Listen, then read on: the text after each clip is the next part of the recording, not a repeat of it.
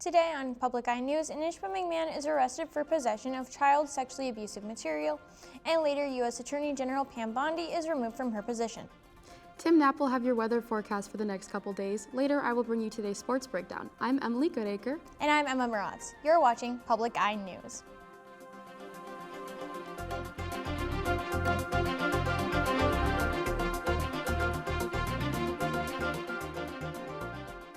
An Ishpeming man was arrested after being found in possession of child sexually abusive material, child sexually abusive activity, and using a computer to commit a crime.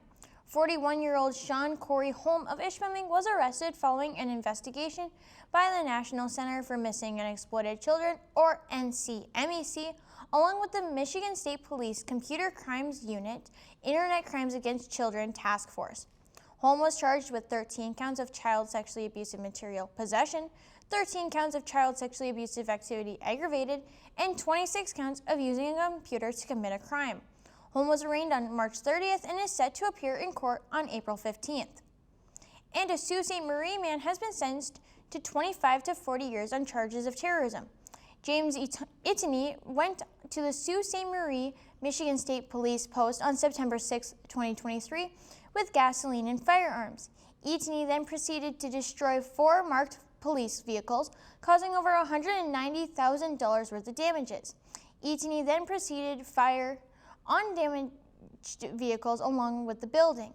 Itany was captured after a manhunt and was sentenced to between 25 to 40 years in prison and will not be eligible for parole until after 25 years. Some Michigan businesses may soon get help recovering money they paid because of tariffs. Governor Gretchen Whitmer has signed a new executive directive asking state agencies to study how tariffs have affected businesses across Michigan. The directive also aims to help companies find out if they are eligible for refunds. Earlier this year, the U.S. Supreme Court ruled that certain federal tariffs were illegal.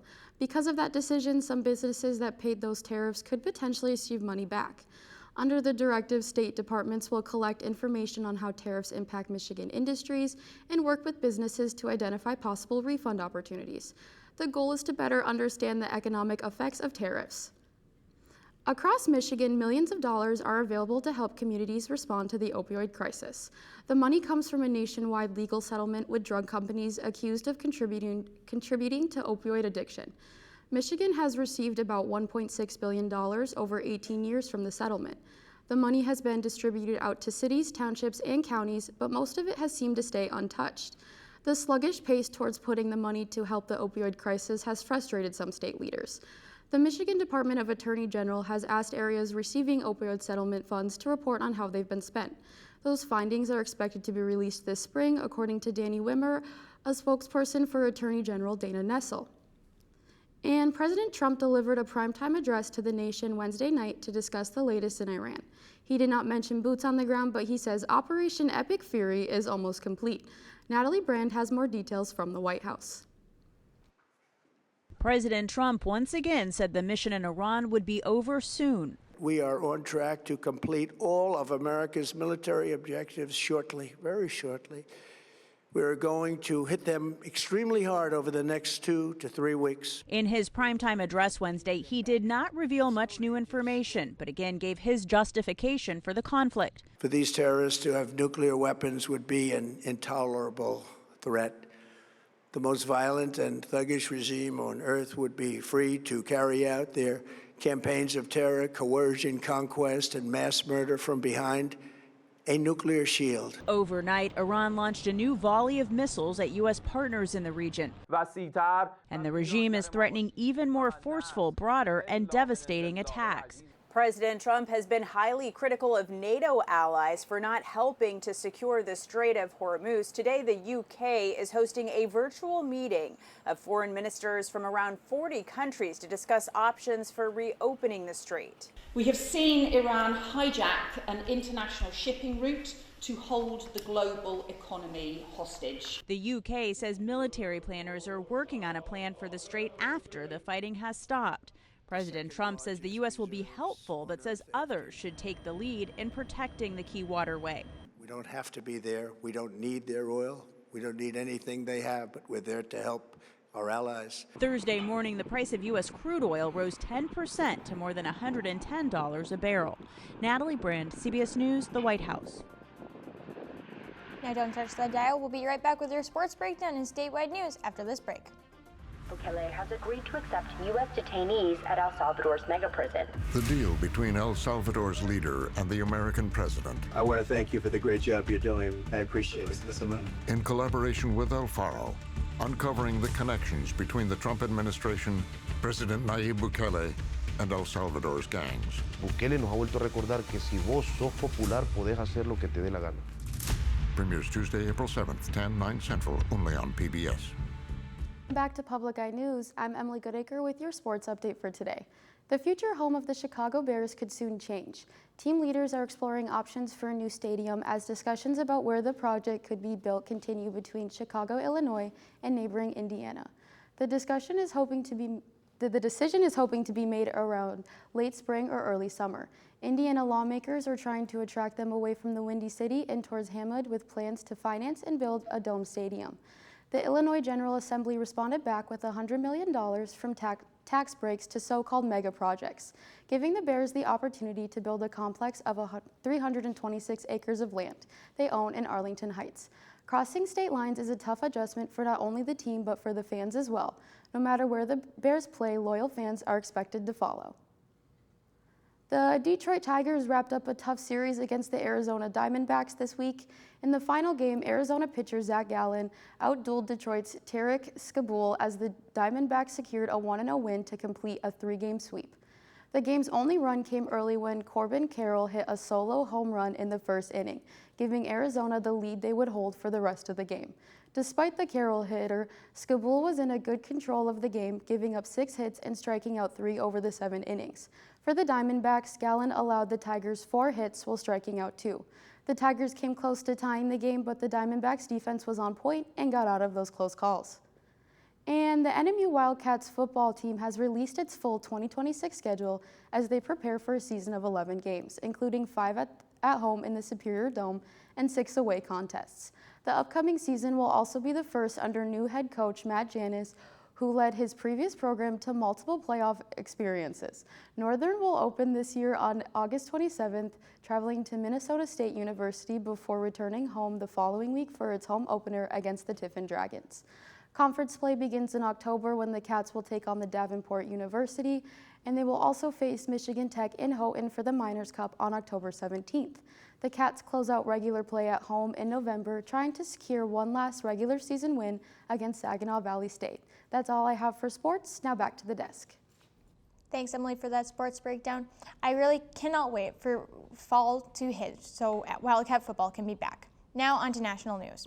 President Donald Trump has just announced the removal of Attorney General Pam Bondi. Bondi has been under scrutiny due to the handling of the Epstein files and has lost the trust of conservatives. She also failed to handle some of the requests that Trump has asked of her. The president has named Bondi's predecessor as Attorney General Todd Blanche. Bondi became U.S. Attorney General after serving as Florida Attorney General and pledging to be nonpartisan. However, she investigated several of Trump's opponents. Bondi also fired other prosecutors that were seen as unloyal to Trump.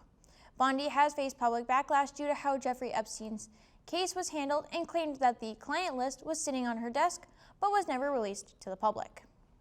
And Michigan prisoners are receiving educational services, including earning high school diplomas, technical certifications, and earning college credit. In new data just released, about 4,000 inmates completed programs compared to 2,400 in 2020, which equals a 66% growth. Over 11,000 prisoners are enrolled out of the 33,000 prisoners that are actively incarcerated. The programs that are offered include high school equivalency along with special certifications like robotics and welding, along with getting a commercial truck driving license. Several colleges partner with prisons, including Grand Valley State University and Lake Superior State University. And Artemis II is well into its first full mission day, traveling high above the Earth after a successful launch yesterday from the Kennedy Space Center. More critical steps lie ahead. CBS News correspondent Kristen Benavides has more from Florida's Space Coast. The crew of Artemis II chose the song Sleepyhead by Young and Sick to wake them up from their first 4-hour slumber in space. We forgot how beautiful it is is to look down on Earth. The astronauts reported an amazing ride after a picture-perfect blastoff from the Kennedy Space Center. 3, 2, 1, booster ignition, and liftoff. After a brief 54-year intermission, NASA is back in the business of sending astronauts to the moon. There were a couple of minor issues before and during launch. All were successfully resolved, including the first toilet on a mission to deep space that briefly malfunctioned. This is a flight test, and a lot of what we're doing here is exactly this, trying to test out all of the things that require the crew interaction. A critical moment comes Thursday night, an engine firing sending Artemis 2 out of the Earth's orbit and heading to the moon. Here on Earth, the blastoff brought elated cheers from those watching the launch in Florida, as well as watch parties across the nation. I want to go to the moon when I grow up. The 9.5-day mission will take the crew to the far side of the moon, farther from Earth than ever before. Christian Benavides, CBS News, at the Kennedy Space Center. Don't go anywhere. We'll be right back with your weather report after this short break. Hiding right under our noses, there are secret worlds that come to life. Now, on this rapidly changing planet, discover how people are finding new ways to live alongside nature. That could help the next generation create real change. A shared planet is a better home for all of us. Welcome back to Public Eye News. I'm Tim Knapp here with your Public Eye Weather Report. Let's take a look at the yuck. That is not looking good on the roof cam. We got some hail, some slush, some ice. No bueno. Let's take a look at the current temperatures across the map, though. Up in Houghton, it's snowy, 30 degrees. Over in Ironwood, it's 29 degrees and also snowy. Down in Iron Mountain, it's a little bit of a wintry mix, 31 degrees right now. And down in Menominee, it's 32 degrees, also a wintry mix. Let's shift across the map, though, to the eastern side of the UP, where in Escanaba, it's snowy and 32 degrees. In Manistee, it's 32 degrees and also snowy. Up in Sault Ste. Marie, we have more of a wintry mix and 31 degrees. And back home in Marquette, we also have that wintry mix with some hail mixed in there. Let's take a closer look at our current conditions, though, where it's 30 degrees in Marquette, winds out of the east at 15 miles an hour, and our barometric pressure is 29.99 inches and falling. Taking a look into tonight, we see some freezing rain with a low of 31 degrees, winds out of the north at 10 to 15 miles an hour, and our moon phase is a waning gibbous. Godspeed to the Artemis 2 crew. Looking into tomorrow, it is a snowy, wintry mix again with a high of 34 degrees and a low of 31 degrees. Winds out of the northwest at 15 to 20 miles an hour. And into this weekend, we see on Saturday, it's a high of 37, low of 28 with a wintry mix. Sunday, a high of 37, low of 28, and a brief glimpse of sunshine, partly sunny skies. And on Monday, it's back to snow with a high of 34 and a low of 20. Be careful if you're traveling out there this weekend. And now, back to the desk. Thanks, Tim, for that weather report. Man, it's not looking good out there. I really wish it was sunny at 75 right now, but I hear you have a few more stories for us. I do, yes. Northern Michigan University's theater program is bringing a well-known story to the stage. Students will perform 9 to 5, the musical based on 1980 film and featuring music by Dolly Parton. The show follows 3 co-workers who team up and take control of their workplace and stand up to their boss. The production is part of NMU's theater season and will be performed for both students and the community. That is a really cool production. I think I might go stop by. Yes, I really like Dolly Parton, so I think it'd be really cool to go and watch that. I love Dolly's music as well. And that's all the time we have at Public Eye News today. I'm Emma Maratz. And I'm Emily Goodacre. We'll see you tomorrow.